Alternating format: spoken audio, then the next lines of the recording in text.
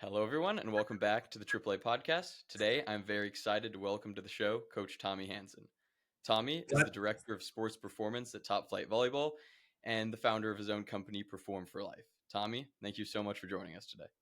Glad to be here. Happy to hop on with you guys. So we kind of like to start things off with a little bit of a lighthearted question here. Call it official research if you want, but me and Anthony have been asking coaches about their relationship with caffeine.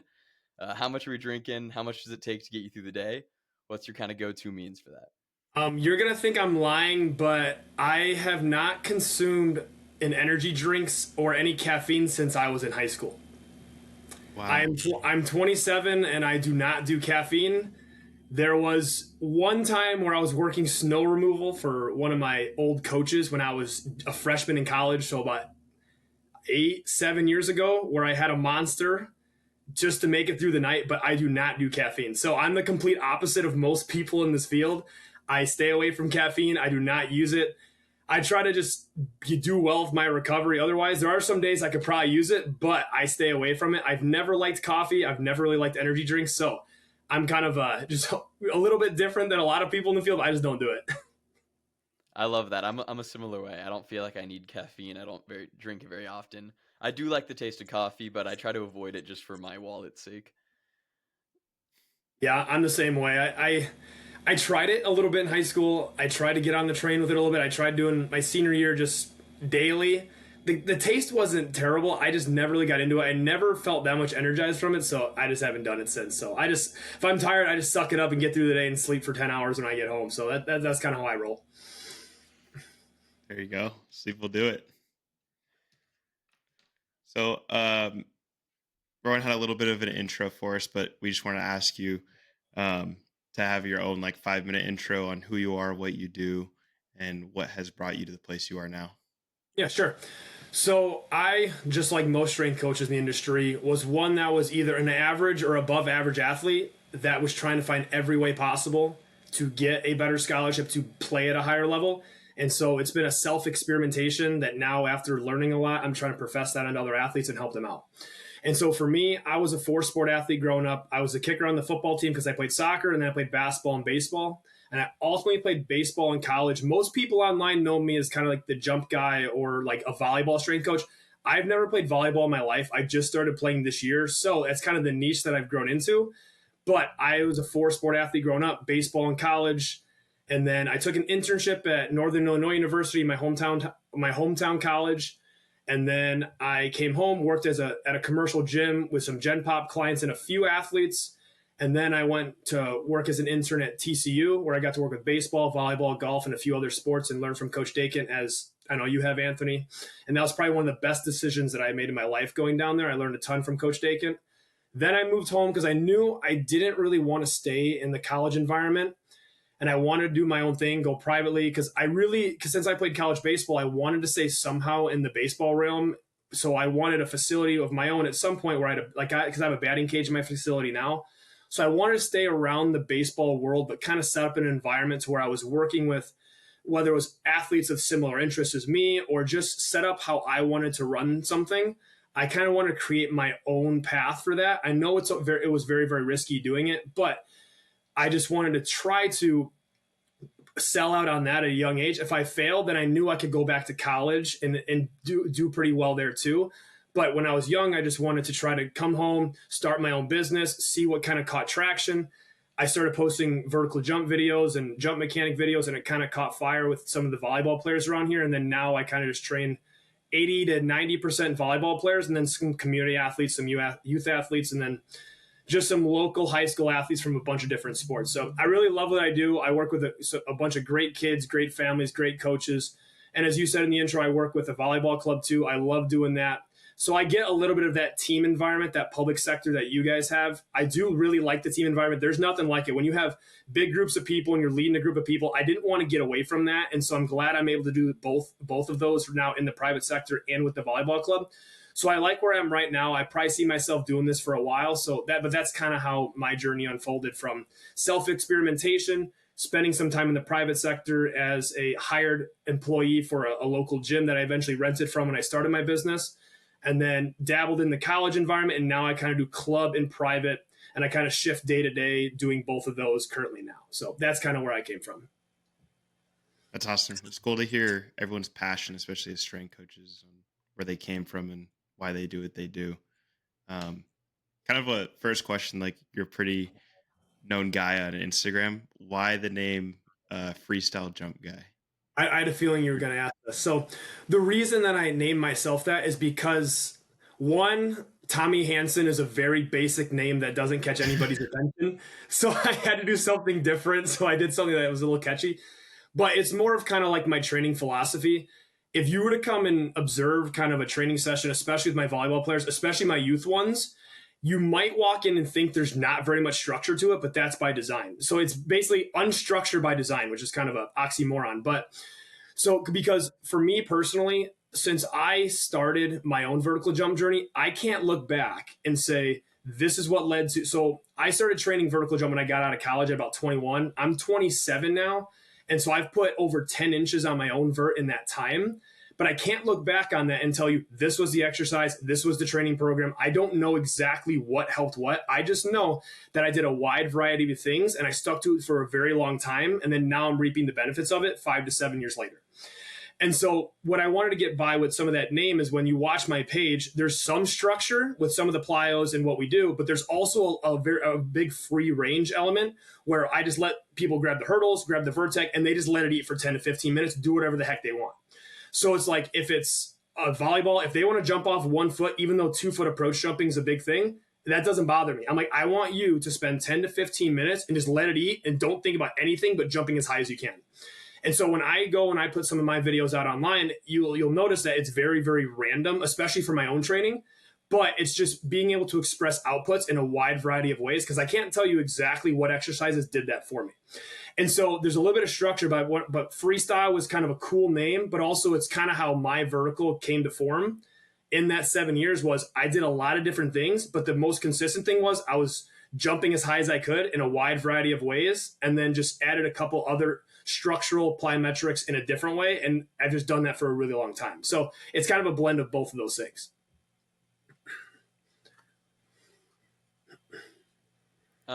As far as like you, I mean, you answered this a little bit, but obviously there's like a lot of people out there that are all trying to kind of get to the similar goal of, making athletes faster, making them jump higher.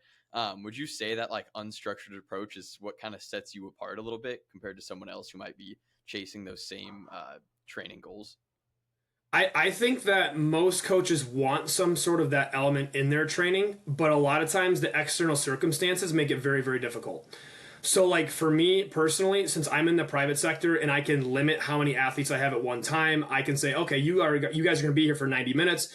If I'm in the college sector, obviously you guys are going to have hours that you're allowed to have with your athletes throughout a daily basis. If I want to bring a kid in, like if I want to have 12 kids come in and I want to designate 90 minutes to a training session and just give them 45 minutes. Like if I have a youth session and I just let it run over for about 10 to 15 minutes, I can do that if I want to. So like I have the freedom to be able to set up these sessions with as much time as I need, the exact equipment that I need. If I need it, I can go out and get it. I think that I don't necessarily think it sets me apart. I think that most coaches have some sort of element of that in it.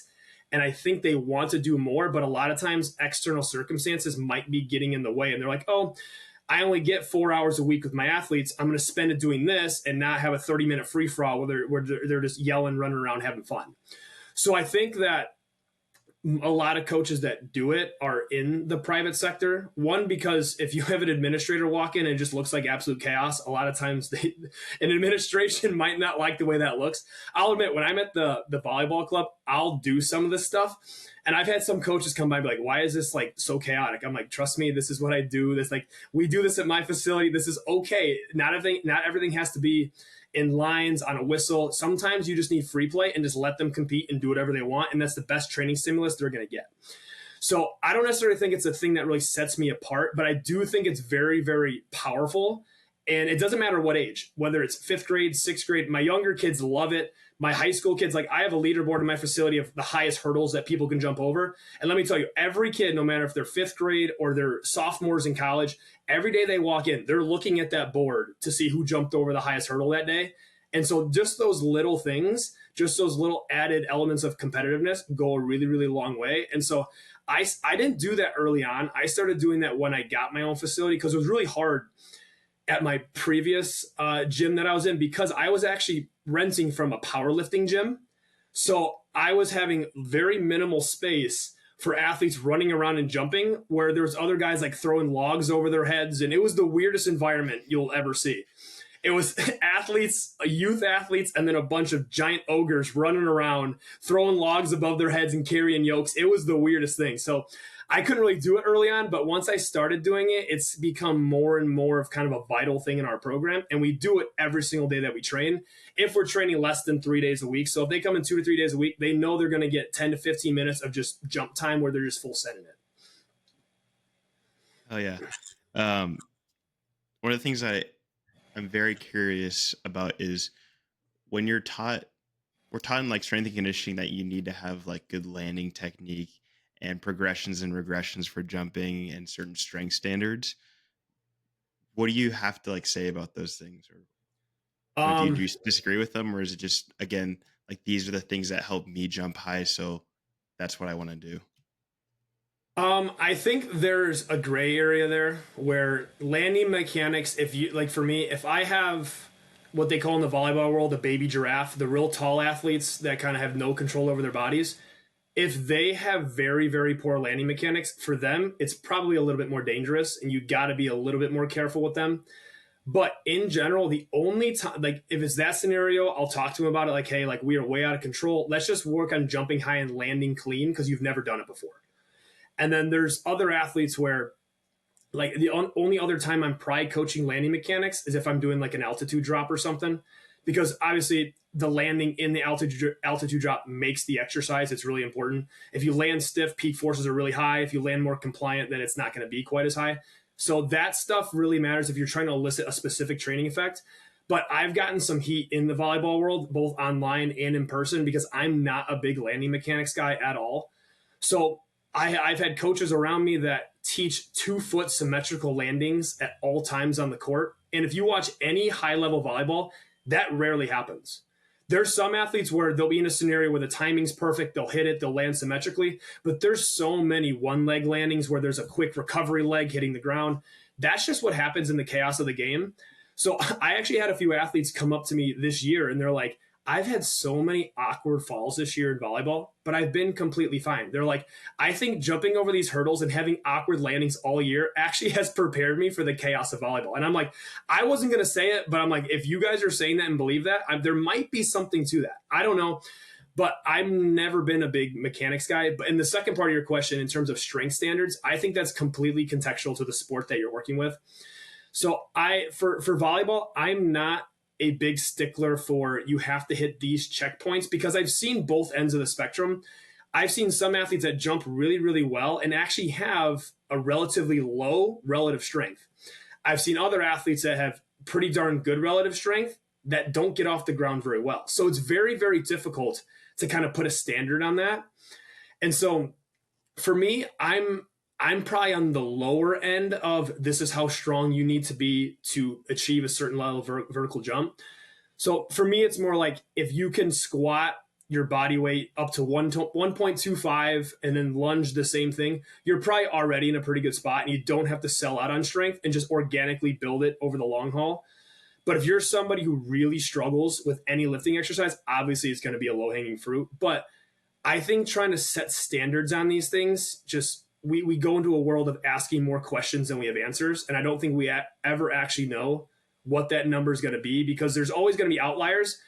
Yes, most of your twitchy athletes are going to have a relatively good amount of strength just because they have efficient nervous systems.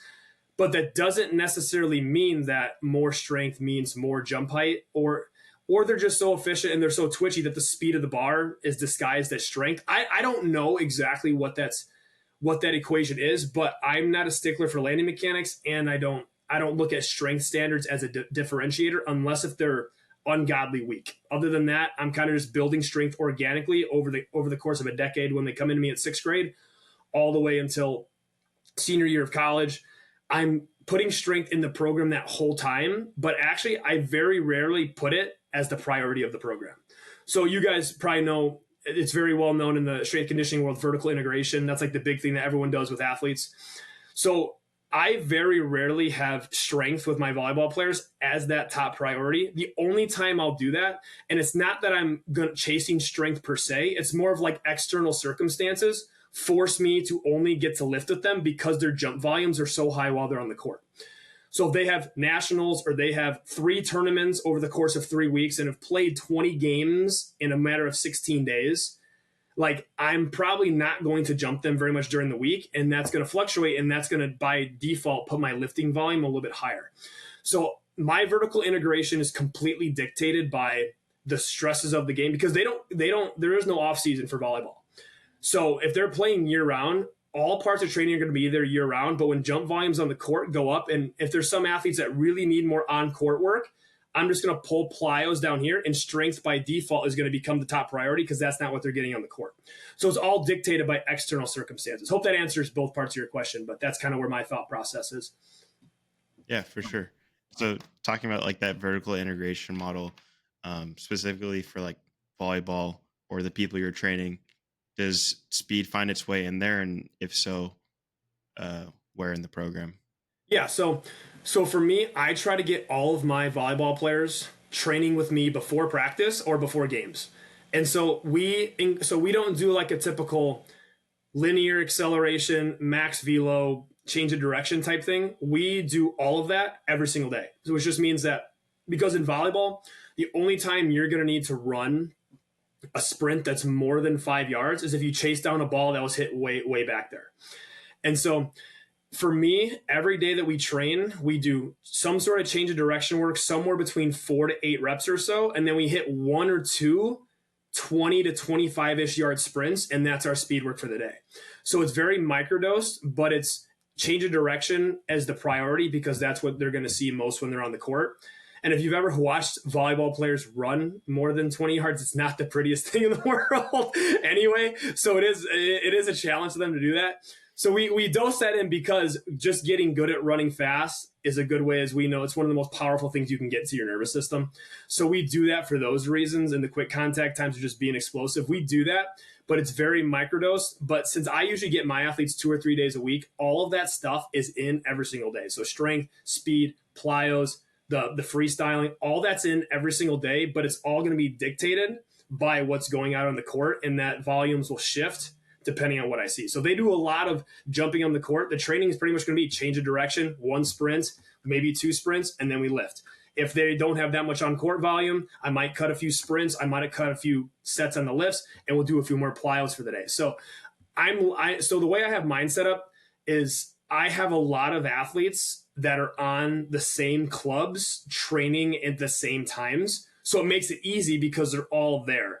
If I had one group during the school year where it's like I have girls from 8 different clubs training on 8 different days, that makes it really hard to do that because obviously all their workloads are going to be different.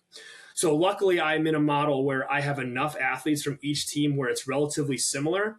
But at the same time, as you know, when you have kids that are young in volleyball, super undertrained population, anything will work for them. So the specificity isn't that important until they start to get probably to their junior or senior year. So when they're younger, I don't think about it that much. As long as I'm checking my boxes, I'm good. But once they start getting older and they're juniors, seniors, going into college, that's when that more vertical integration really starts coming into play. For the younger kids, we sprint, we jump because they don't play at a high enough level to where the game really requires that much high jumping or things that are happening fast just because they're not skilled enough. So we get that in training, and then as they get older, it shifts based on their skill level and based on their on-court demands.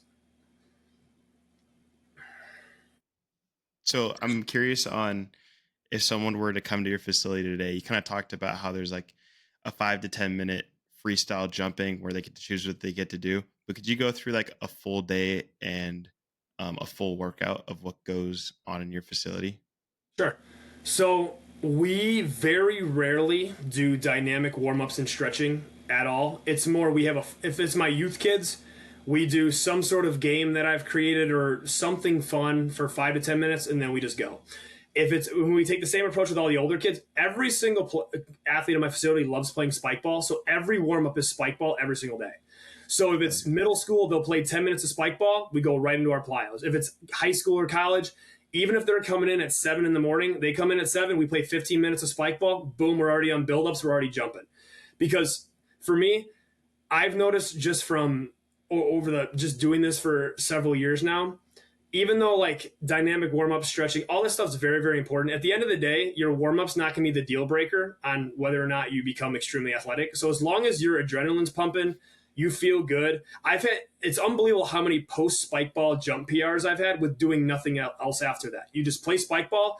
I put them on the jump mat or I put them on the vertex. They jump up and they hit a PR. We did nothing else. Like I did not have them run a build up run, nothing, just spike ball and go. So I always question like, if you can give them a fun game, regardless of their age, and like again, like we said, this is very tough to do in the college environment or any other public sector environment where you might have larger numbers or stuff. But in my environment, that's kind of what we do, and that's how we warm up. Once we finish that, though, then it goes into some traditional training. So we'll do build-up runs, some sort of arm care, like a TRX ER hold, or some sort of bear crawl or something like that. Once we finish those, we go right into our plyos. So this is where the structured plyos are. This is where a lot of the videos that if anybody's watched my Instagram, this is where kind of where I post most of my stuff. The hopping, the bounding, the leaping, the tuck jumps, all those different things. That is what's done between the buildups and our freestyle session. That is my structured time. That's when I do the majority of my coaching where I want contact times to look like this. I want jump heights to look like this. I want technique to look exactly like this. That is the typical, we need to do this the right way because this stuff's really, really important. So we do that for probably 6 to 10 minutes, usually 2, maybe 3 sets of all those exercises, 10 to 20 yards or 10 to 20 seconds-ish of each one. And so another thing before I move on to the next thing, what you'll, if you ever come out and watch, what you'll notice and what some parents have said and what athletes have said, the pace of it is a lot slower than you think. So like we would do a hopping exercise and then we sit and talk for a minute. And then we do a leaping exercise and then we sit and talk for a minute. And so at first, a lot of athletes get uncomfortable because they're so used to go all the time. I'm like, no, like I want this to be quality. You guys are getting all your fatiguing work on the court because you're playing year round. What we need to do is everything in here needs to be done sharp because we have limited resources. Because if I go overboard and I make you too fatigued or we do too much, I'm defeating the purpose and I'm just furthering you in the hole of overtraining. I don't want to do that. And I want everything to be fresh, explosive, very sharp, because that's ultimately is going to induce the adaptation for them. They don't need more jumping. They just need jumping that is very, very favorable for their circumstances and will actually elicit an adaptation. They don't just need to jump. We need to do it the right way under the right circumstances. So with that, we'll do all those plyos, and then that's when I might do one structured hurdle drill, maybe, if I choose to. But then it's just 10 to 15 minutes. They'll do approach jumps. They'll run off and do a single leg approach jump. They'll do that for 10 to 15 minutes. Again, that's at their own pace. So if they want to take 50 jumps, they'll do 50 jumps. If they want to do 15 to 20 jumps and they're all looking good, I'm kind of just surveying the room and I'm like, all right, you guys are slacking off. Like, please jump as high as you can. That hurdle's way too low. So I'm kind of just surveilling and making sure it's not just a fuck around fest. It's like, I don't want that to happen. But after all that's happening, we put the hurdles away, and then our speed is about 5 to 8 minutes in the same structure we just mentioned earlier. Change of direction with speed. If it's not a volleyball session, it's the exact same thing. But the only thing is, like I said, depending on the circumstances, if I got a basketball player, I'm probably adding some more even more change of direction, especially if they're off season. Or if I'm adding football, I'm probably adding a few more accelerations, and I'm also probably adding some max velocity work as well on the side of that. So the structure is going to remain the same, but depending on the sport and the external circumstances, those little variations are happening depending on who's coming in on a certain thing. And then after that, it's about 25, maybe 30 minutes of lifting, and we're done. So usually we're done between 60 and 75 minutes. But that's typically what goes down every single day that we're in here. But yeah, I've noticed that many athletes are very surprised a lot of times how slow that pace is. But it's kind of like, do your thing. Let's talk for a little bit. Lock back in. Go. Just make sure the environment's still upbeat and they're not getting like bored out of it. So it's still like, it's not that we just sit there in silence and look around and get like bored. It's like we're talking, people are singing, people are dancing, and then all right, let's lock back in and go. But it's a lot of rest and everything's extremely sharp. That sounds absolutely fantastic. And going back to that warm up that you started with, we're both big fans of spike ball. I find that when you play these games, it kind of drives that intensity a little bit more, getting them into the lift. With dynamic warm ups, if a group comes in tired, they're probably going to go through that warm up in that tired state and they're not really getting going. But if you play a game, you can kind of trick them into driving that intensity up. Also a big fan of hacky sack. I've been playing a lot of hacky sack lately with We've not done that. my We have athletes. not done that yet. We need to. We need to. Yeah, you got to get on hacky sack. It's a great game. Going into that second part a little bit more, you talked about some like arm care stuff. Coming from the baseball world and now working primarily in the volleyball world, where there's overhead, really volatile actions happening at the shoulder. What are some of the issues you kind of see in the industry as far as training and preparing the body to handle those stresses? And then what's the approach you take to not only like avoid injury, but also in response to any flare ups in like the shoulder girdle or the elbow?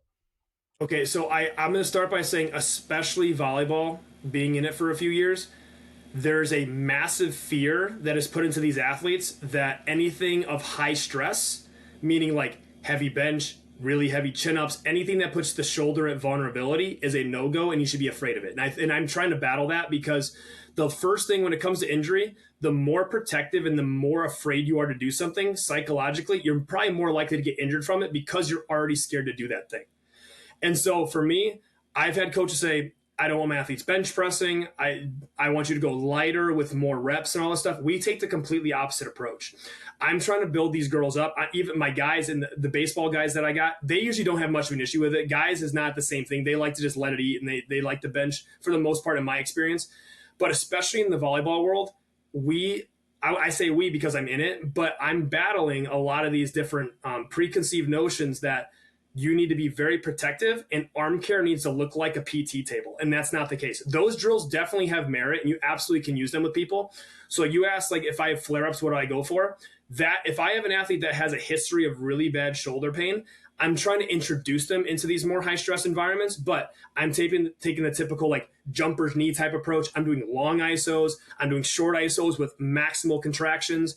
I'm doing different Y raises that are manual resistance. I'm just doing anything that allows maximal stress in the safest way. Wherever they fall along that spectrum, that's where we're going to go. So if we have flare ups, we're probably going to be more on the manual side or something that's longer duration to where I can really control it.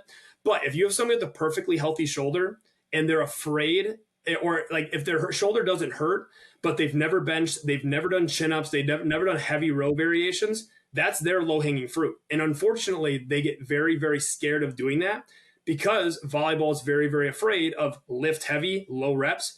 That's almost, if I have a healthy player, that's primarily what we do. So most of our arm care is coming from, one, our heavy lifting, and two, we do a lot of TRX work. So I know we do a lot of Ys, a lot of Ts, a lot of ER holds, a lot of really slow D cells, Y D cells on the TRX straps. I'm a big fan of extremely slow tempo work and then just really heavy lifting. So if I'm doing rotator cuff stuff, my facility doesn't really work very well. I only have one cable machine, so I don't do a whole lot of ERs just because it would take forever with all my athletes. So if I do stuff like that, it's athletes holding each other's arms and doing manual resistance, but they're pushing really hard for short durations. We do all of that different stuff, but I think the biggest misconception is that injury prevention is more on the PT side. But in reality, being able to withstand great stress is the ultimate injury prevention. That's the same with sprinting too. If you're afraid, like a lot of my players are originally afraid, like we said, to land on one leg. In order to get over that, we will jump off high heights on our altitude drops and we will land on one leg. We'll land on two legs. We'll do all of the things that you're afraid of and are vulnerable to because one, a lot of times the most risky things are the greatest injury preventers in the first place. Running at high speed is going to damage more hamstrings than somebody running a mile because you're moving so damn fast when you're running at max velocity. But the only way to protect against that is to do that thing. And so that's where I think volleyball gets it wrong a little bit. And I think that's shifting a little bit, but it's definitely a battle that I'm facing every day from a lot of the coaches that I work with, also with a lot of the athletes that either have previous training experiences elsewhere or just what they've seen online. Yeah, I love that answer. And, I'm more experienced in the baseball world, but you see that same thing where it's people really just want to fall into that world of just going for the PT, banded ER, IR stuff. And it really just doesn't ready the arm for the demands of the sport. Where do you think that fear kind of like comes from in this industry? Because you see it a lot.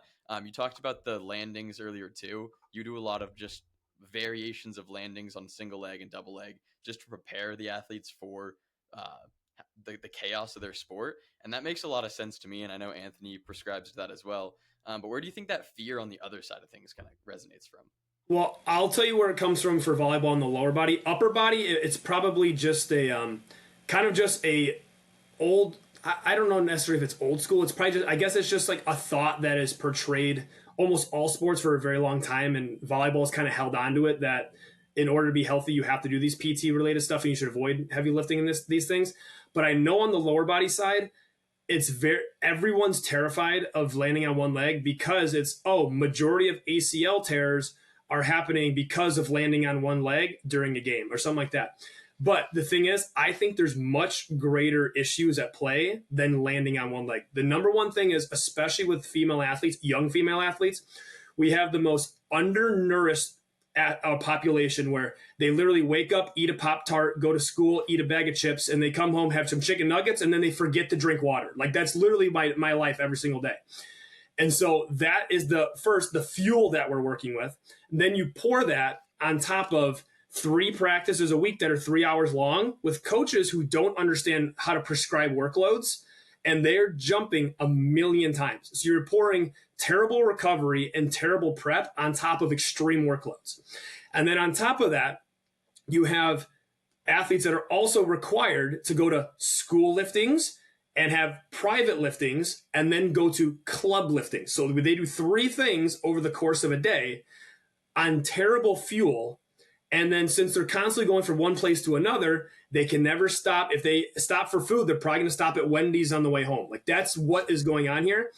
And so when you pour all those things on top of each other, landing on one leg is probably just the icing on the cake for a lot of other underlying things that are going on.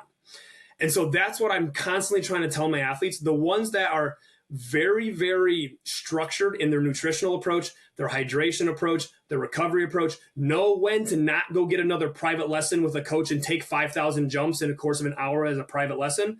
Those athletes are the ones that tend to stay healthy for the long term.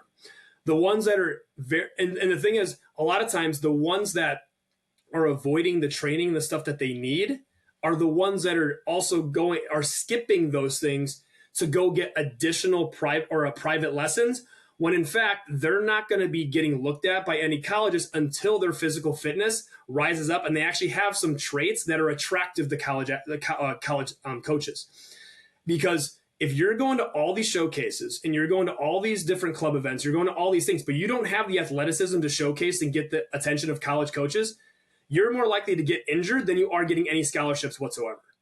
And so it's really difficult to get that message across because there's this notion that all these players are going to get private lessons, all these players are practicing every single day.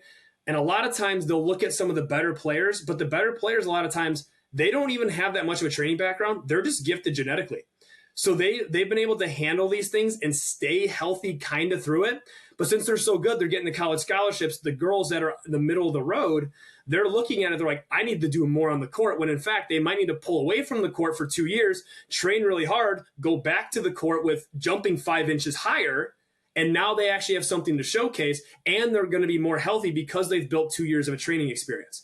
So I think that that's a really long way to answer your question, but it's more that people look at these specific minor stressors when there's a much bigger picture underlying that's being ignored by many coaches and athletes. And I think that's driving more injuries than any sort of specific action that you see on the court.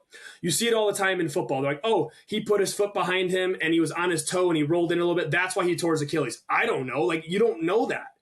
That was the position that induced the injury, but was there something else that week? Did they break up with somebody and they've had a lot of mental stress? Did they forget to eat for 2 days? Did they not hydrate for this last week? Did they not sleep for 2 weeks?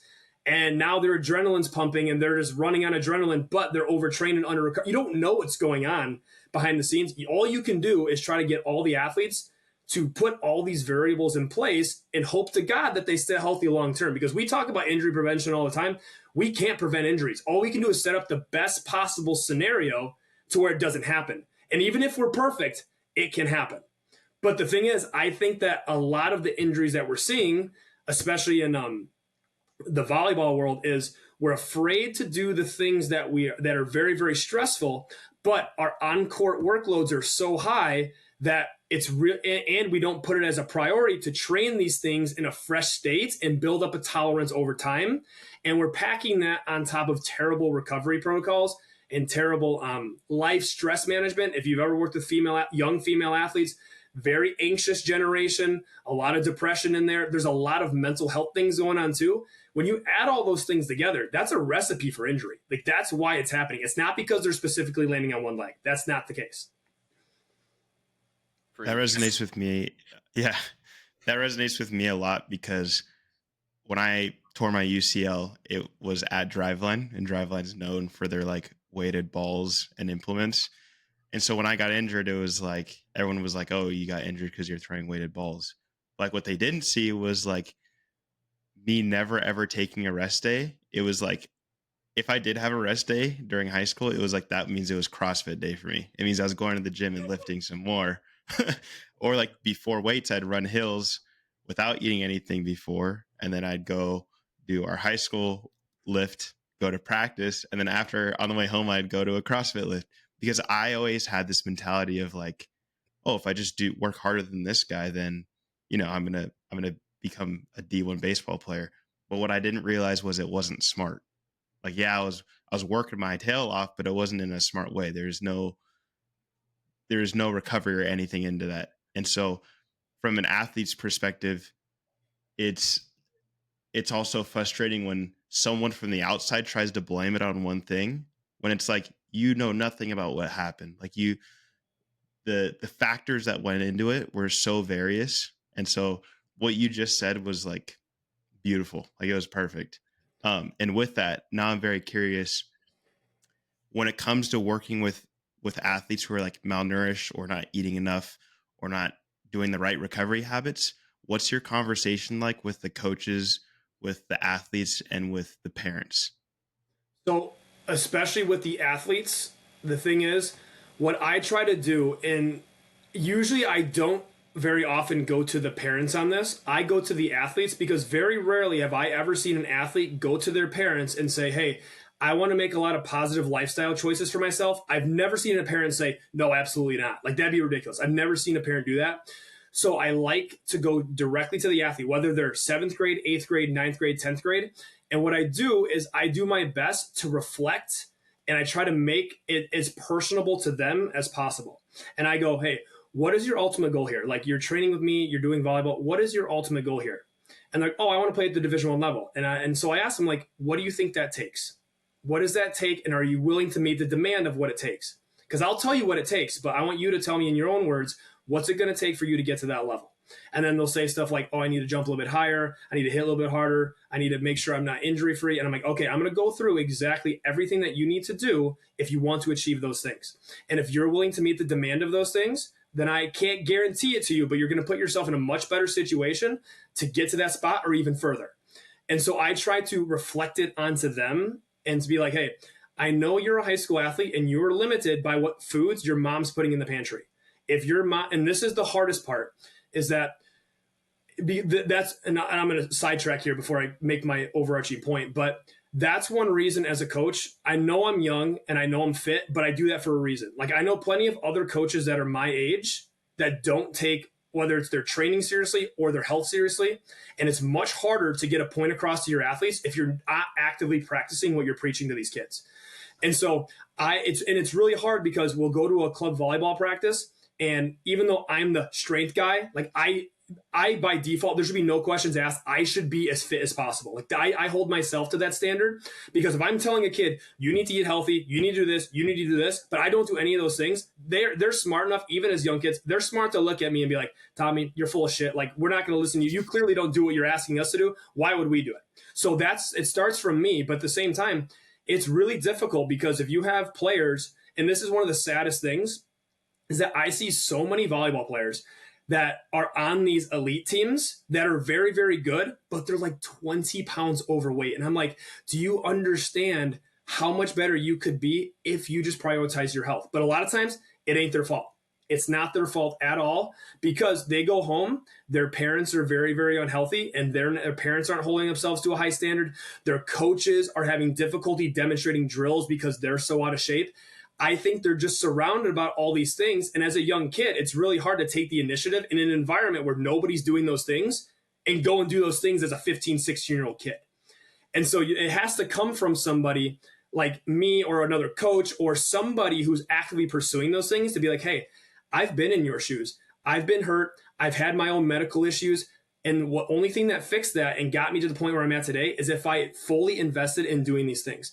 And if you want to make healthy choices for yourself, you need to go to your parents and have that conversation. And that'll be a big growing moment for you. But if you can go there, that's a sign that you're maturing as a player and a person, to go there and make a conscious decision as a young kid to do that. And I've had several kids that are in like 8th grade completely change themselves from going to do that and having that conversation with their parents. And sometimes I'll go in and I'll tell the parents like, hey, I sat and I talked to your kid afterwards. I think if they really want to get better, this is going to be a team effort from all of you, and they really want to do it. I hope that you're on board with them. And I'll say like a few words like that, and hopefully they take it. But anytime you can reflect it back on them, not in a blame way of like you're terrible because you make terrible decisions, but it's like, if you're really serious about doing this, it is going to require that these steps are going to be required of you. Are you willing to meet that demand? And so usually they leave that conversation like encouraged, and then they'll make some changes. And then so like I have some active group chats going with some of my players where they check in each day, like, and they'll say like locked in, and they have like they're outside getting their morning sunlight, they're having their protein meals. Like there's some accountability going on externally there. But I think if you really want to get a point across to your athletes on these things, it has to come from a source that's doing those things and demonstrating that the results of those things are being manifested because those things are being done. Like, so me, I give the example of, I know I'm ranting really long here, but this is when I went through my own vertical jump journey. When I was in high school, I couldn't dunk a basketball. I'm 6'3". I could not dunk when I was in high school. I couldn't dunk through college. I put maybe 2 or 3 inches on my vert when I got done with college. And then I completely changed all the foods that I was eating, all the recovery that I was doing. And then instantly I jumped like 3 inches higher in 1 month out of nowhere. And so I use that example with the athletes. I'm like, I'm not guaranteeing this will happen to you, but there's virtually no downside in doing this. And this is what happened to me. I've been in your shoes. I'm telling you, these are the steps that you need to take to get from point A to point B. And usually that conversation in that way, for the most part, you can't save everybody, but that'll help a lot of people.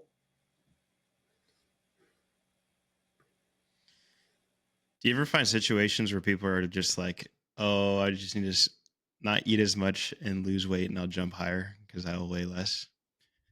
Wait, say that again. Say it again. Will you find people who are like at a good weight and they'll be like, oh, I just need to lose weight or not eat as much and I'll jump higher? I have ran into a few athletes like that, because jumping or body composition's arguably one of the most important. Obviously that and just strength and impulse, but anytime you have any additional body weight, you are not going to jump your highest. Now, you don't need to be super lean that it's unhealthy, but you have to be very lean to jump very high. And so I've actually had a few girls this year that were like, I need to lose weight because I'm not jumping my ass. I'm like, if you lose where you're at right now, if you lose weight, a lot of strength is probably going to come with it. You're right on that borderline. You are already in a fit spot. Don't sell out on this. If you're feeling good right now, we are just going to train harder. So like that is a realistic thing that exists. I don't see it a whole lot, but there are some, and as we know, a lot of young female athletes have difficulty eating certain foods because they have different eating disorders and stuff. So it is very, very difficult. But it's a fine line, especially in the female world, of how do I, in a generation that's very, very anxious about not just life in general, but foods that they eat and imaging because of what they see on social media, that conversation is not always easy. I've been encouraging with several of the athletes, and sometimes they leave in tears, but then they come back the next day with a vengeance. So like sometimes it is hard for them to hear some of these things, but I think that they need to be told that. And it's not like I come out and say that on day one. I don't see an athlete for the first time and I was like, yo, you need to lose weight. That's ridiculous. I would never do that. This is after months or just time where I feel like the relationship has been built. and they might be struggling a little bit. They're not seeing as much progress. Like, hey, we've been working really, really hard, but I think there's a missing link that I think we can attack together. And after that, once you get to know them, I think that works a lot better. But yeah, I've definitely seen that scenario. It's not very common, but there's a few times I've had that.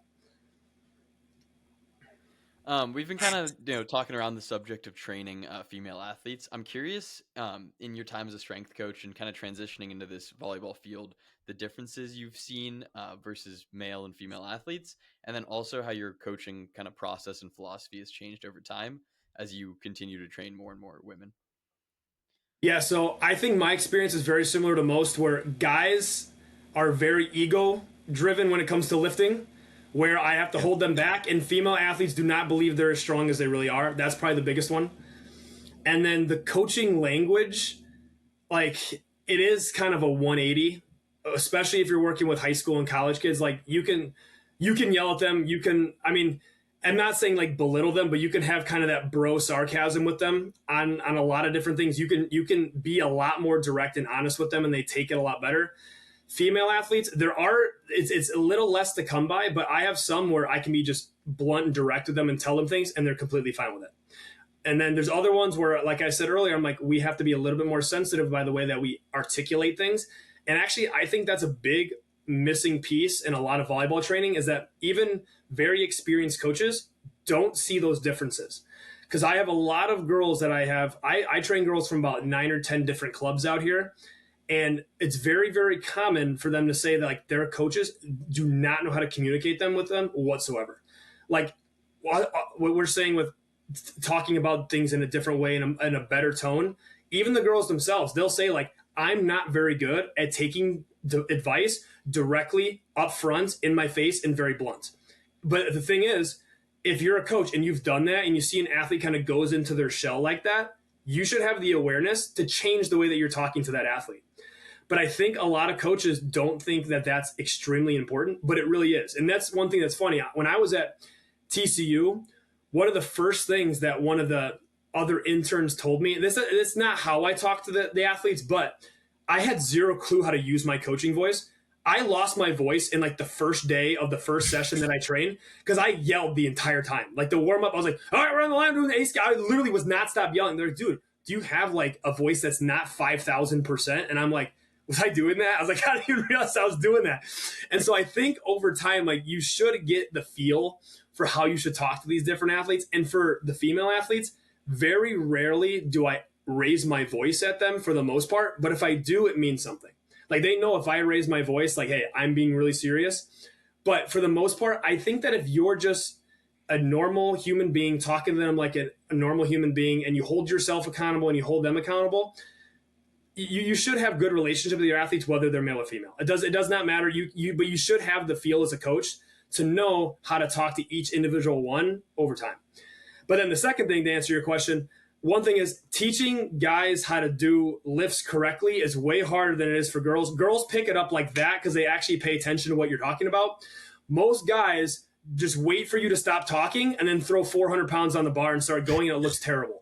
That's been my experience. I have a lot of basketball and football players. That's been across the board what they do. And so like I have to like reel them back and like, hey guys, like I'm here. I'm trying to like help out. You guys are coming to me for help. Like if I'm telling you to do something, I want you to do it. And this is not just a YMCA session with the boys. Like we are doing stuff with the structure here. Girls will come in and I'll tell them to do something and they'll do it exactly the way that I asked them to do it. So that's been the difference in me. But yeah, I think the big thing is just understanding what the personality of the coach or the athlete that you're working with, and understanding how to communicate different messages to a wide variety of them. That's all.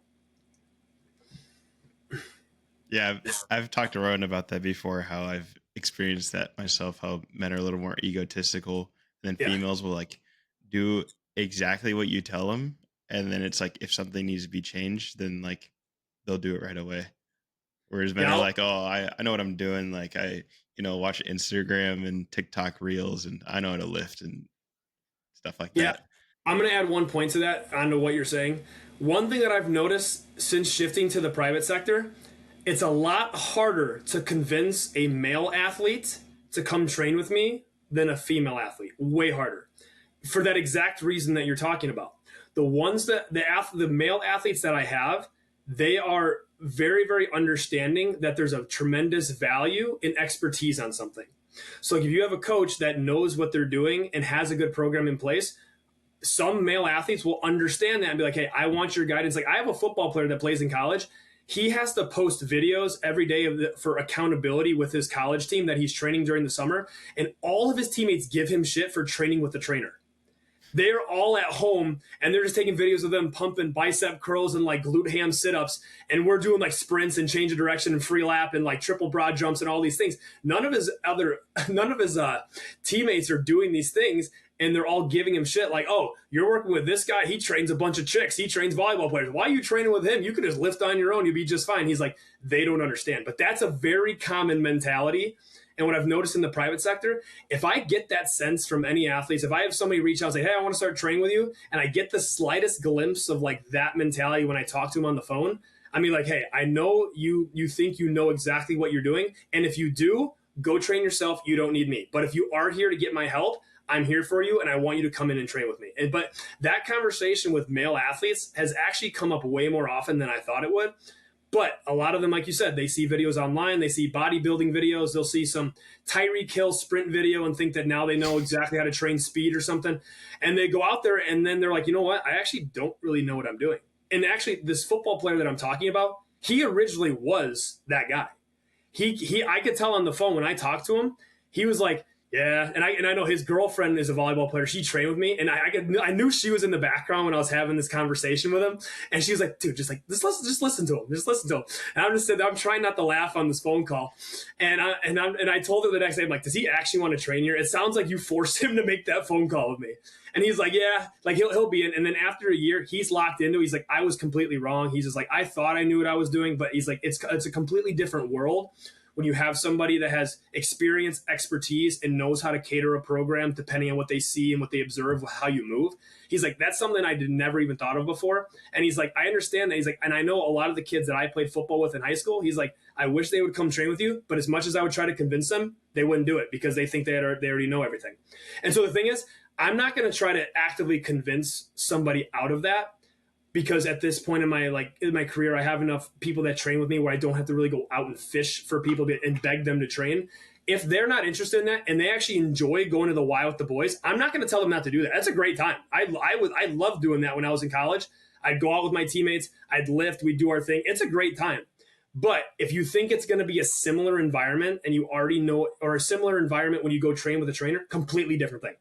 And so if you aren't willing to accept that there's going to be a difference and you're going to be told and you're going to be shown different things that you probably didn't already know, and that's going to damage your ego, either put your ego aside or continue to train with the boys, and there's nothing wrong with that either. But that's definitely a big thing that I was not ready for in the private sector. I thought many of them be more willing and open to outside help, but I've actually seen that many of them have been resistant to it for that exact reason. As far as like younger athletes kind of going out and seeking private training, do you have like a recommendation that you'd have for younger athletes as far as like training one-on-one with a trainer versus doing like small group work with a trainer? Do you have a preference for like younger athletes and how they tackle it? When you say younger, what are you referring to? Middle school, high school. No, I will not take any middle school one-on-one kids unless if it is somebody where I know who they are and they're coming in for like specific jump mechanic work or something specific. But I will not take an 8th grade, a 7th grade, or a 6th grade kid and be like, you're going to train one-on-one. If you don't want to come to one of my groups, I probably 99.9% of the time, I'm not taking them. Because one, especially in the private sector, time is limited. If you have, especially if like, so it comes down to one, the athlete themselves, especially younger kids, are much better served in a good environment. And oftentimes the good environment is what's inducing all the favorable adaptations in the first place. Just being excited to compete against someone in one of our freestyle hurdle drills is way better than me standing there, have them do the same thing and me just applauding them like, hey, great jump, go higher. Like it's not the same. You guys know that. It's not the same. And so I never will, I shouldn't say never, I have, but lately since I have more numbers now, I will not take younger kids really ever for that. And even my older kids, if I have college kids, even upperclassmen in high school, if a parent is asking me for one-on-one, I'm like, hey, let's exhaust all group options first. If those logistically do not work and I have an opening, let's explore it. But 99% of the time of any athlete of any age, I'm putting them in a group and I'm not doing one-on-one. So like the examples that I would like, so if I had an athlete this summer coming off ankle surgery, so that's one of those examples where like I can't just throw them in a group because it would make it super difficult for me logistically to have 3 different programs running at the same time. I got athlete with ankle here, athlete with a shoulder here, athlete here. So it makes it really difficult that way. But if they have like I have an athlete that's coming back from a ACL tear from last year, I wouldn't have him jump in with one of my football groups because it would be really difficult to have both those going side by side, considering I don't have an assistant. If I had an assistant, I could easily do that. But since I don't, I'm putting those specific scenarios as my one-on-ones, but I'm never saying, oh, you need to go train one-on-one because you're getting a personalized program. I'll tell people on the phone that if you come to train with me one-on-one, you're getting 99.9% of the exact same program just without the other people in it. That's what I tell them. And they're like, oh, really? I'm like, yeah, because the majority of the kids, especially youth athletes, and by youth, I mean anywhere from 7th, I consider a lot of 11th and 12th graders still youth athletes in terms of their training age. So if they're young in their training age, there's no reason they need a personalized program whatsoever. Them just jumping in and doing something they haven't done before is powerful enough to get them more athletic. And so I'm upfront and honest. I think that's what's worked well for me with my business is that I've never brought somebody in on the promising like, oh, I give individualized one-on-one programs specifically for your needs. I don't say that. I'll say that only if someone comes in and says like, hey, I don't have any balance because I had an ankle injury, but I never had it rehabbed. It doesn't hurt, but I feel like I have a flat tire on my foot. Those scenarios, I'm like, I'll do. Why is that funny? Flat tire. Oh, I've heard that so many times where it's like, oh, my foot feels like a flat tire. I hit it on the ground, just explodes. Nothing happens. And I'm like, okay, like I can explore that. Maybe that's a scenario for a one-on-one. But other than that, no. Every single time, regardless of age, 99% of the time, I'm pushing kids towards a group 100%. Yeah, I love that answer. So it's like peak summertime right now. There's probably like a lot of basketball and volleyball players, especially in high school, college, who want to increase their vertical jump or jump height. How do you recommend they go about that? And what are like the biggest myths you see with jumping higher? Okay, so at this time of year, I thought when I first started that summer was going to be off season, but I quickly realized that summer's more busy than anything else. So especially in the high school, AAU basketball, club volleyball never ends. Then they have club volleyball has everyone's going to a college camp twice a week. They're in one state 1 week and then another state another week. It's super chaotic. So in general, whether it's summer, whatever point you are during the season, whenever the lowest amount of time is of on courts, train really, really hard during that time. And so if you want to jump higher, just like we said earlier, physically jumping and jumping and jumping and jumping and jumping. If you are jumping a lot on the court already, and you're trying to do that supplementary off the court, oftentimes you might even go in the opposite direction. So there needs to be some time during the year where training is the priority. And so usually basketball is not as bad. Basketball, because games and practices usually for AAU programs aren't as frequent, they play a lot of games, but practices during the week, usually there aren't a ton of them. So anytime during you could probably train hard year round for basketball, but in a sport like volleyball, where there literally is no off season, the only off season is nationals ends in July, school starts back up 5 weeks later. So it's literally a 5-week break. And during that time, traveling for camps, traveling for these things, it really isn't an off time. And there's just no competitive playing. So here's what I'll say. If your sport, baseball, volleyball, any sport where your school season doesn't result in extreme fatigue, your in season should be your off season. So if you're a baseball player in high school and you play multiple sports, say you play basketball, say you play football, probably the best time of year to train really, really hard will be your high school baseball season, because that is going to be the least stressful from an external environment standpoint. So you're not going to open gyms. You're not playing football. You're not playing basketball. You're literally showing up to baseball practice. You can go after baseball practice at 5:30 and train really, really hard all season long. You can do that. In the college environment, especially if you're a pitcher, even like position guys, you can train really, really hard all year long, as long as you're making sure that you're monitoring fatigue somehow, however you do that. But in volleyball, when you shift from club to in season, you go from playing 6 games in 2 days to playing playing 2 matches a week. That's it. There's nothing. So like that workload on the court just in season, if you're a coach, listen, if you coach volleyball players at all, every single year, the in season period of high school is my best time of year for all vertical jump results always. Because it's the least amount of on court. They don't have to worry about club practices. There's no private lessons. Clubs are not doing things with players very much. They play a game on Tuesday and Thursday and maybe a Saturday tournament once or twice a month. Every other day is either just practice. So if you decide, if you, as a coach, you want to destroy your athletes at practice during high school season, you are sacrificing the biggest window of development for them. And if they do that for 4 years and you actually do it the right way, I've had girls that only had about an hour 15, maybe an hour and a half practice a day for volleyball, super unstressful. And I had 4 girls one year, 3 of them jumped 3 inches higher in a 12-week season, and the other one was 2. In only 12 weeks of people who were already pretty trained. And so that's the thing, is that if you are in high school season, don't think it's a time of, oh, I can't make it to the gym. I can't do this. I have so much.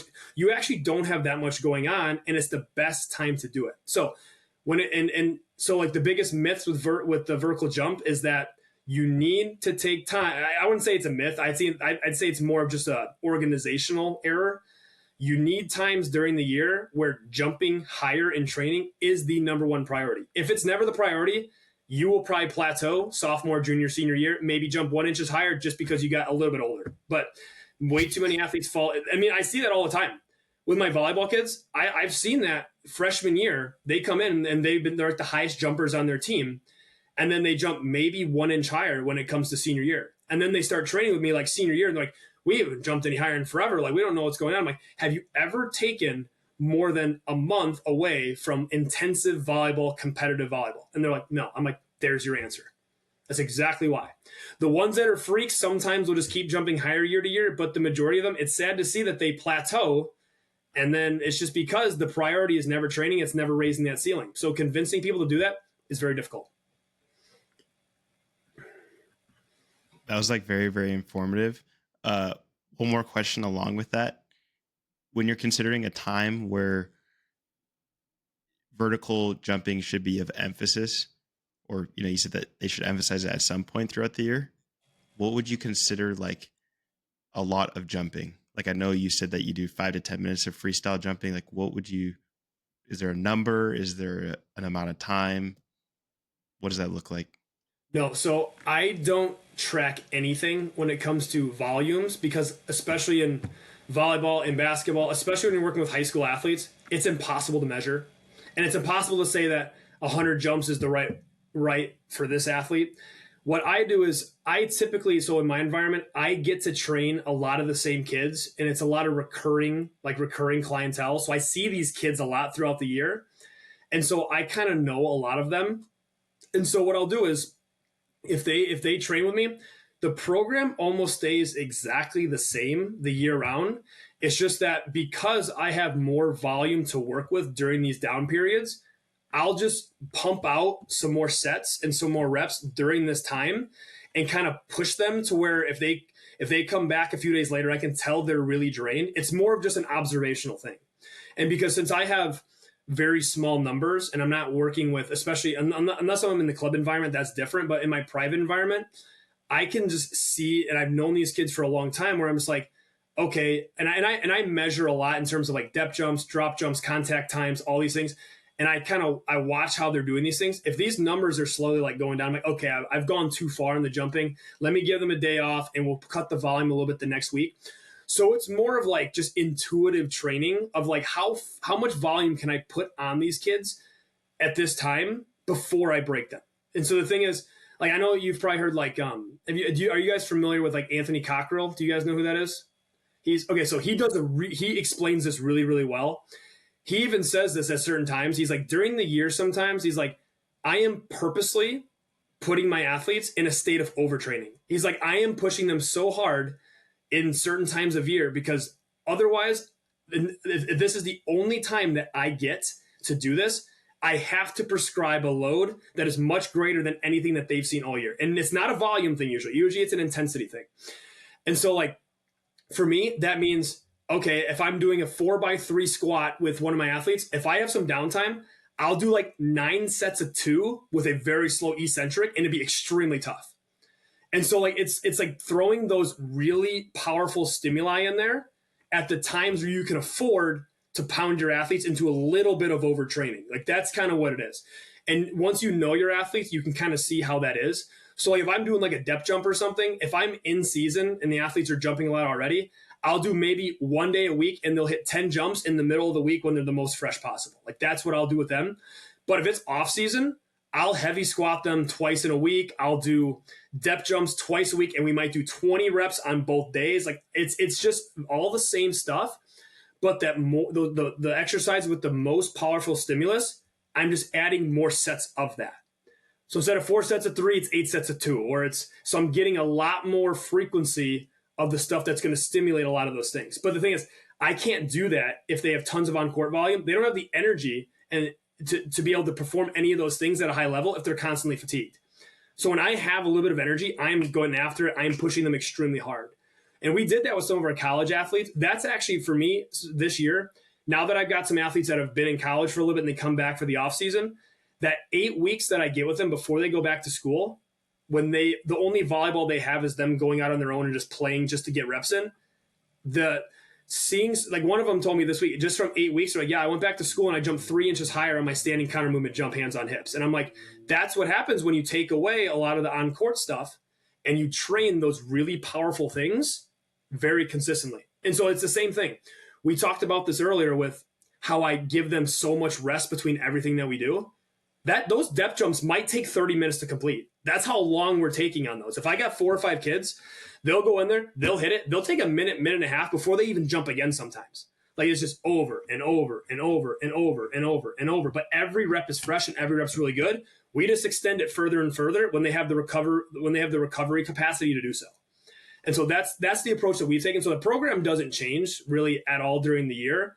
I'm still hopping, I'm still bounding, I'm still deep tiering, all that stuff. I'm still doing my depth jumps, I'm still doing all my lifting. It's just that those times, and the thing is, if the athletes don't give you the opportunities to do that and you can't do those things, it's really, really hard to get those quick off-season gains that you want.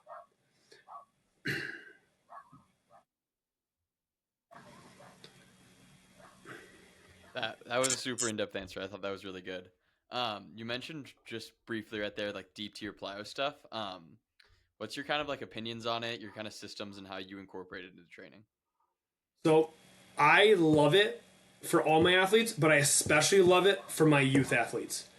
Because what I've seen, and so when I'm training, especially my young jumpers, a lot of times they struggle with anything that's you'll see if they do some of this deep tier stuff, they get stuck a lot at the whether it's a split squat jump or just a normal squat jump. Like some of them look terrible getting into these positions, and if you ask them to jump from some of these deep positions, there's like a little bit of a lag in the bottom of what they're doing, and they can barely get off the ground. What I've done, and I experimented with it a little bit this year, is I've actually cut a lot of lifting volume and I've replaced lifting with deep tier stuff, and I've loved what I've seen. Because for many, especially really tall volleyball players, that deep tier stuff is almost if they're moving very slow because they struggle, it's very similar to a strength stimulus for them. So if you have athletes that do really, really well with it, it's not going to be quite the same. But with some of my younger kids who struggle to move their body weight very well and just struggle in some of these deeper positions and catching and going, I've pulled a lot of lifting volume from them, because usually we would just do one lower body lift on a Monday and a Thursday or a Monday and a Friday or something. I started lifting like 1 day a week with them. And then the second day we do like higher deep tier jumps. So it's like Monday we'll do a heavier squat and then we'll do higher volume on the deep tier. So it'll be 2 or 3 sets after the workout. So this isn't even done like during that plyo part that we talked about earlier. This is done at the end after all lifting is done. So it would be lifting, and then I'll do 3 sets of 12 on each side of just a low level like split squat jump in the deep tier. And then the next day they come in, I'll do the opposite. I'll do like a very intense where they're jumping high from these deep positions, and then I'll do a little bit of a higher volume lower body lift following that. So it's like switching as you go on through the day. And I've loved what I've seen with some of my taller players and some of my middle school kids. But in general, all I'm looking for in that, so like deep tier, that's not something I came up with. If anybody knows who Matt McKin Watson is, he's the one who pioneered all of that. And so I think a lot of coaches were already doing a lot of deep tier stuff. They just never thought of it really as a category of training. And he's put it in an environment and kind of in a context that makes it really easy to understand and implement with people. So I kind of caught like some wind onto what he was doing and just morphed his philosophy into my environment. And I've really liked what I've seen. But all I'm looking is that all I'm looking for is, can they relax in vulnerable positions, and can they do it at speed and sometimes with loading? So whether they're holding dumbbells, whether they're just doing body weight, whether they're landing from low heights or high heights, can they keep like, unless if it's maximal intensity, can they keep a very relaxed face, relaxed body, just ease into these positions without looking like they're trying too hard? If they can, then I'm happy with the way it looks. That's all I'm really teaching with that. It's just because as we talked about earlier, vulnerability is going to be like exposing yourself to vulnerability is injury prevention. A lot of times these positions in sport where we're, especially in volleyball, going to the ground very quickly, or even in baseball, a quick reaction when you're diving on a play, you're making these quick reactions with these quick contractions, and oftentimes either going towards the ground or in a state of a lengthened muscle to where these things are happening very, very fast. Just from exposing yourself in the deep tier and teaching your body to be calm under those scenarios doesn't seem like a whole lot, but it does go a long way in teaching your body to get rid of some of these inhibitory mechanisms that you're seeing in these vulnerable positions. So that's all I'm looking for. I don't see it as like a major, I guess you could say, a major driver of increased vertical per se. But I mean, if you have an athlete that really struggles with jumping out of these deep positions, it can be more of a strength stimulus for them. It's just another way to express your athleticism in these deep positions, and also add a little bit of injury prevention on the other side, because you're teaching yourself to be calm under vulnerable positions. That's all. That's great. Yeah. The deep tier plyos are something I've began playing around with more, and I can attest to that with taller athletes. They just kind of benefit a lot from it, gaining a knowledge of like kind of where their body is and how to control in those lower to the ground areas. I think for a lot of the taller athletes, being tall has been such an advantage in their sport, and that's something that they use a lot that they don't really ever experience being lower to the ground. So just getting them time in those deeper positions is really valuable. Yeah, I agree. And the thing is, if you don't teach your athletes to be calm, you'll realize how much tension they hold in those positions too. They'll drop down there, and then I've had athletes that are just like literally pulsing out of the bottom, and their face is like this, and I'm like, what do you, I'm like, it's not that stressful. Like, chill out. Like, learn to relax in these positions. Unless you're jumping as high as you can, obviously there's going to be tension, but teaching your body to relax under stress is a massively underrated tool for being healthy in sports. Yeah, to go along with that, I think it's important that people understand that relaxation is a part of what creates speed. Like a tense muscle is a slow muscle. So if it's like you're always tense, or you're always doing strength training modalities that are requiring lots of co-contraction and tension, then it's like you can't ever be relaxed and you can't be fast. Yeah, I see that. I use the example. It's not always the case, but like if you ever watch like the Olympics, a lot of them are running around with their cheeks flying like this because they're so relaxed as they're running the slow-mos. I use that example with my jumpers because if you look at a lot of really high-level jumpers, it looks so effortless. They're hitting their penultimates and they're hitting their jumps. And some of them, yes, have a little bit of tension if they're bringing in a ton of speed. But for the most part, it looks like they're not even trying that hard. Like their faces aren't super tensed up. Whereas I have kids who can barely get off the ground that are like going through their penultimate with like all this stress. And I'm like, if you just chilled out and exhaled at the right time, you would feel a lot better while you're jumping. So I think that's that's one of those things where it's just like it's as simple as you tell them, relax your face, relax your body. And the cue that I like with the deep tier is I just tell them, melt into the floor. That's what I tell them, and it works every single time. Like, melt into the floor, whether you're split stance, bilateral, just let your body get into this position and almost feel like you're a noodle just flopping around. I just try to get them as loose as they can, and if they once they get a hold of that and they start translating that into their sprinting, like what you said, lifting, and even lifting, I know it's not really taught that often, but if I'm doing anything under like 70% of a 1 rep max, I'm telling my athletes to be relaxed during their lifts. Like, I don't know if many coaches really do that, but unless if they have a really heavy load that they're moving that's really stressful, I'm like, if you're going through your warm-up sets and you're building up, why are you so tense? Get in those positions, relax. This is another opportunity to be in a vulnerable position, under load, under stress, and you're telling your body, this is easy, this is cake. Like, you just be relaxed in these positions as often as you can. And then when it's time to tense up in some of these other situations where naturally you're going to have to, because you're putting a lot of effort forth. The rest of it, though, I don't know why we have so much tension all the time and why that's not taught very often. I think relaxation and getting rid of like these inhibitive qualities will do just as much for a lot of kids to get them more athletic than putting them in more high stress environments. Just allowing them to freely access their athleticism in a non-stressful way and let them become free movers through space and see nothing as a stressor, and just let them be who they are and the athletes that they are. Let them move through space. I think that's an extremely powerful thing that's often overlooked for a lot of training. Amen. Anthony, do you have anything else? One of my questions kind of goes with what our last thing is, but okay, sweet. If it's not answered, I'll ask it. All right. Well, this has been a very fun conversation. Very informative. I know I've learned a lot and have a lot of stuff to kind of think about. We like to end these podcasts with our last question. It's our segment we like to call AAA What's Powering You. Just anything in your life right now that's kind of driving your training. This could be new music that you discovered, a food you eat before you eat, a new program you've been running. What's kind of been keeping your regimen up and keeping you motivated to lift and train hard? Well, so originally for me, I've always wanted to be a really good dunker. So for me, I've never really been able to do a windmill. I need to get out and dunk more, but now that I can dunk comfortably after all the training that I've done, being able to, this sounds kind of weird, but like being able to show up to men's league softball, men's league basketball, golf, and just completely dominate athletically in these men's leagues is something that I take pride in. So that's one thing. But also, so I have, like I said, I have that the hurdle leaderboard at my facility of the highest hurdles people can jump over. Just a few weeks ago, somebody finally surpassed mine. So now I have to get my act together and start training even harder and jump higher. I got a state level high jumper that came in and broke it within 2 weeks. So now I gotta get back in and train a little bit harder. But for me, it's not, I don't have like a specific reason. I see it, one, as an accountability thing. Like we said, one thing that drives me is that nobody should listen to me if I'm not doing the things that I'm preaching onto them.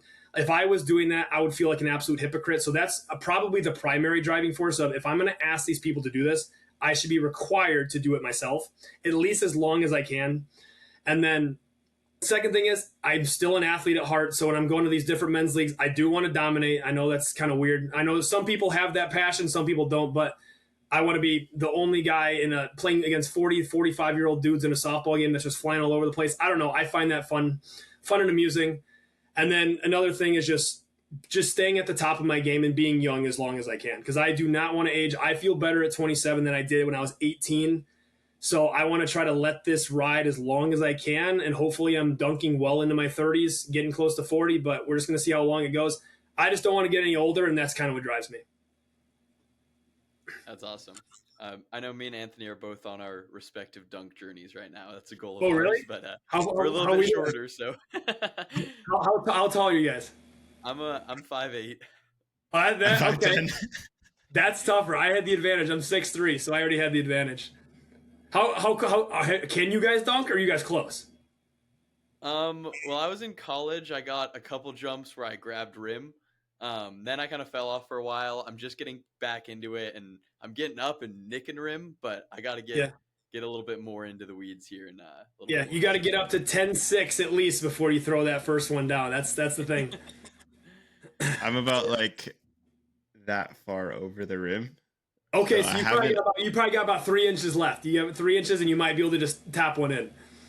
Yeah, I'm very good at like a one-step approach jump, but anything more than that, it's like lower. So I'm one of those I'm one of those Oh, people. so if you like go back to the 3-point line, it's worse. Yeah, like the farther I go, the more steps after one step I take, it just gets lower and lower. Anyway, you need what I do a lot with my volleyball players. Most of them are very similar because they are closer to the net. They either have a 3-step or a 4-step most of the time when they're going into their approach. One thing that we do during our freestyles is I make them move back like 10 to 15 yards into their approach. So they're running in and they're taking like 9 or 10 steps before they get into their approach. At first, just like you said, it looks atrocious. Like they do not know what to do with their feet. They don't know when their arms are supposed to go. But once they get used to it and they get used to that speed, it looks awesome. It's like I've seen sometimes where you add that additional overload of that speed, they go back to their 3 or 4-step approach, they increase their speed a little bit, and their mechanics actually get a little bit better from being efficient from some of this overloaded speed that they got from this further approach. So I encourage you, if you're trying to get better, because you're going to need some more speed in order to jump a little bit higher, get a hurdle out, go 10 to 15 yards back, and just send it and figure it out. And just spend 3 days a week for 10 to 15 minutes and do that. And you'd be surprised how much better that'll feel in only the course of maybe 2 to 3 weeks. Hell yeah, I'm definitely gonna do that, and then I'll tag you once I get that dunk. Yes, please do. I want to see it. All right. Well, this has been a great conversation. Thank you so much for coming on the podcast. Just a lot of fun. Yeah, no problem. I had a great time. Yeah, I appreciate it. I love like your passion that you have for everything and the rants and everything. It's awesome. Yeah, hopefully the rants weren't too long, but I'm good at ranting on different things. So if we do this again and I'm too long, feel free to cut me off in the middle of that because I know I did that a lot. So It's never too long. These conversations are always fun.